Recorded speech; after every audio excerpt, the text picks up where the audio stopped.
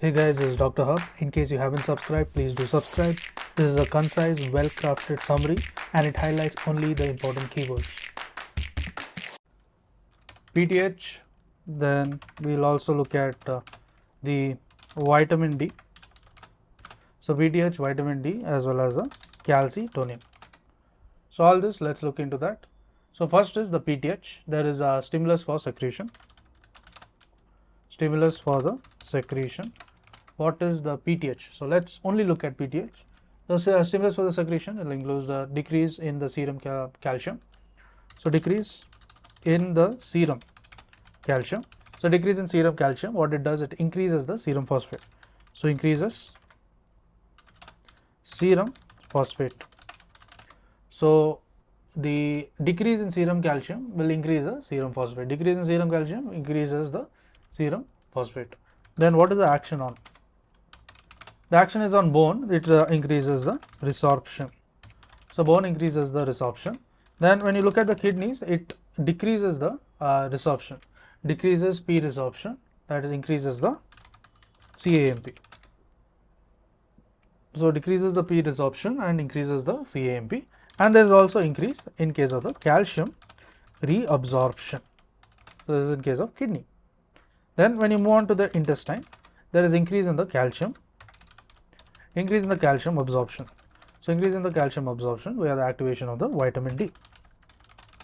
So what is the overall effect? The overall effect will be on the serum calcium. So when you look at the serum calcium, it will increase, and when you look at the serum phosphate, it will decrease. Next, let's look at the vitamin D. The vitamin D, the stimulus for the secretion, it will be the decrease. So there is decrease of the calcium. There is also the decrease in the PTH as well as the serum phosphate. So decrease in the calcium, the PTH as well as serum phosphate. So when you look at the bone, it is increasing, the increase in the resorption. Increase in resorption. When you look at the kidney, there is increase in the P resorption. Increases the P resorption. Whereas in case of PTH, it was decreasing. In vitamin D, it is increasing the P resorption, and there is an increase in the calcium. So increase in the calcium or reabsorption. Then we look at the vitamin D. So here in vitamin D, let's look at the intestine. So in the intestine, there is a calcium. So calcium absorption is done. Calcium absorption. This increases the calcium binding. So increases the calcium binding protein. Also the cal binding. So increases the calcium binding protein, the cal binding, as well as there is a P absorption. So this is done. Now let's look at the overall effect. So going back to the PTH, the overall effect on serum calcium, it increases.